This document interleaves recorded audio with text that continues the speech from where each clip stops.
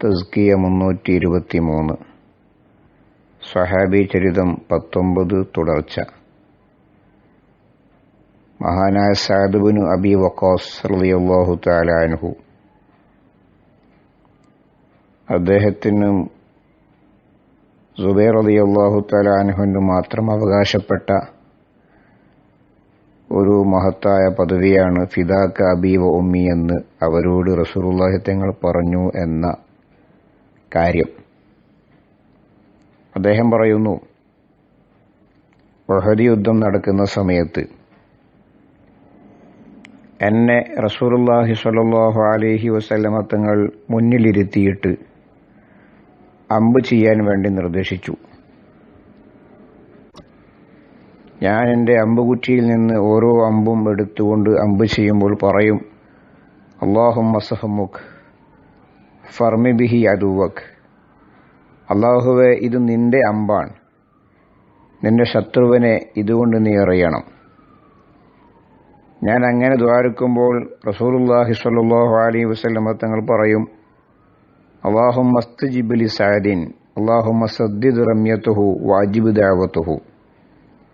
അല്ലാഹുവേ, സഅദിന്റെ ഏറ് നീ ശരിക്കും ഉന്നം പിഴക്കാതെ യഥാർത്ഥ സ്ഥാനത്തു തന്നെ ശത്രുവിൻ്റെ നെഞ്ചത്തു തന്നെ നീ എത്തിച്ചു കൊടുക്കണം. സഅദിന്റെ പ്രാർത്ഥനയ്ക്ക് നീ ഉത്തരം ചെയ്യണം. അദ്ദേഹം പറയുന്നു, എൻ്റെ അമ്പുകൾ മുഴുവനും തീർന്നപ്പോൾ മഹാനായ റസൂലുള്ളാഹി സ്വല്ലല്ലാഹു അലൈഹി വസല്ലമ തങ്ങളുടെ അമ്പുകൾ എനിക്ക് കൈമാറുകയായിരുന്നു. അങ്ങനെ ഉഹദ് യുദ്ധത്തിൽ 1000-ഓളം വരുന്ന അമ്പുകൾ ഞാൻ ചെയ്തിട്ടുണ്ട്.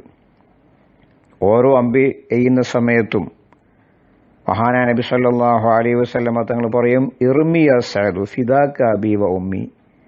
ഓരോ അമ്പിൻ്റെ സമയത്തും അങ്ങനെ പറഞ്ഞിരുന്നു.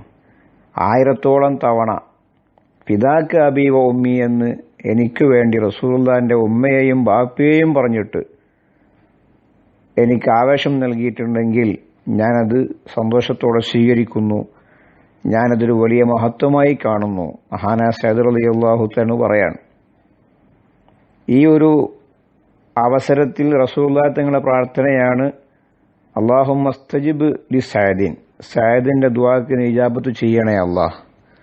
ആ പ്രാർത്ഥന അല്ലാഹു സ്വീകരിച്ചതിന്റെ പേരിൽ സഅദ് റളിയല്ലാഹു തആല അൻഹു മുസ്തജാബുദ് ദുആൻ, ഏത് ദുആ എവിടെ നടത്തിയാലും അല്ലാഹു ഉത്തരം നൽകും. ഒരിക്കൽ അദ്ദേഹത്തോട് ചോദിച്ചു, മറ്റു സഹാബികൾക്കില്ലാത്ത വിധം നിങ്ങളുടെ ദുആക്ക് ഇജാബത്ത് കിട്ടാൻ കാരണമെന്താണ്? അദ്ദേഹത്തിൻ്റെ മറുപടി, എൻ്റെ വായിലേക്ക് ഞാൻ ഒരു ചെറിയ ഭക്ഷണത്തിൻ്റെ കഷ്ണം ഉയർത്തുന്നുവെങ്കിൽ തീർച്ചയായിട്ടും അത് എവിടുന്ന് വന്നു, എങ്ങോട്ട് പുറപ്പെട്ടു എന്നെനിക്കറിയാൻ സാധിക്കും. അങ്ങനെ ബോധ്യപ്പെട്ട് ഹലാലാണെന്ന് ഉറപ്പുവരുത്തിയ ശേഷം മാത്രമേ ഞാൻ ഭക്ഷണം കഴിച്ചിട്ടുള്ളൂ. കാരണം മഹാനായ നബി സല്ലല്ലാഹു അലൈഹി വസല്ലമ തങ്ങളുടെ സമീപത്ത് വെച്ചിട്ട് യാ അയ്യുഹന്നാസു കുലൂ മിമ്മാ ഫിൽ അർളി ഹലാലൻ ത്വയ്യിബൻ എന്ന് ആയത്തൊരു സഹാബി ഓതിയപ്പോൾ സഅദ് റളിയല്ലാഹു തആല എഴുന്നേറ്റ് പറയാൻ, അല്ലാഹുവിൻ്റെ റസൂലേ, ഉദ്ഉല്ലാഹ അൻ യജ്അലനി മുസ്തജാബദ് ദഅവ, ദുആക്ക് ഇജാബത്ത് കിട്ടുന്നവരിൽ എന്നെ ഉൾപ്പെടുത്താൻ വേണ്ടി അങ്ങ് ദ്വാരിക്കണം. ആ സമയത്ത് മഹാനായ നബി സല്ലല്ലാഹു അലൈഹി വസല്ലമ തങ്ങൾ പറഞ്ഞത്, അല്ലാഹുവാണ് സത്യം, ഒരടിമ ഹറാമായ ഒരു ഭക്ഷണം അകത്താക്കി കഴിഞ്ഞാൽ 40 നാളുകൾ അവൻ്റെ ദുആ സ്വീകരിക്കുകയില്ല.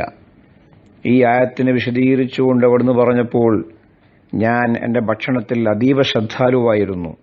പിന്നീട് ഒരിക്കൽ പോലും ഞാനൊരു ഭക്ഷണം കഴിക്കുന്ന സമയത്ത് എവിടുന്ന് വന്നു, എങ്ങനെ ലഭിച്ചു എന്ന് മനസ്സിലാക്കാതെ, അതിൻ്റെ സത്യാവസ്ഥ മനസ്സിലാക്കാതെ ഞാൻ ഭക്ഷണം കഴിച്ചിട്ടില്ല. മറ്റൊരു സംഭവം കാണാൻ കഴിയും. ഒരിക്കൽ സഅദ് റളിയല്ലാഹു തആല അൻഹു നബി സല്ലല്ലാഹു അലൈഹി വസല്ലമ തങ്ങളോട് പറയാൻ, അല്ലാഹുവിൻ്റെ റസൂലേ, ഉദ്ഉല്ലാഹ അൻ യുജീബ ദഅവതി, എൻ്റെ ദുആക്ക് ഇജാബത്ത് നൽകാൻ നിങ്ങൾ അല്ലാഹുവിനോട് ദ്വാരിക്കണം. അപ്പോൾ അവിടുന്ന് പറഞ്ഞു, ഇന്നഹു ലാ യസ്തജീബുല്ലാഹു ദഅവത അബ്ദിൻ ഹത്താ യതീബ മത്അമുഹു, ഭക്ഷണം ശുദ്ധമാകുന്നത് വരെ ഒരടിമയുടെ പ്രാർത്ഥനയ്ക്ക് അല്ലാഹു ഉത്തരം ചെയ്യുന്നതല്ല. അപ്പോൾ അദ്ദേഹം പറയാൻ, അല്ലാഹുവിൻ്റെ റസൂലേ, എന്നാൽ തങ്ങൾ എനിക്ക് വേണ്ടി ദ്വാരിക്കേണ്ടത് എൻ്റെ ഭക്ഷണം ശുദ്ധമാകാൻ വേണ്ടിയാണ്. അപ്പോൾ എനിക്ക് വേണ്ടി ദുആ ചെയ്തു തന്നു.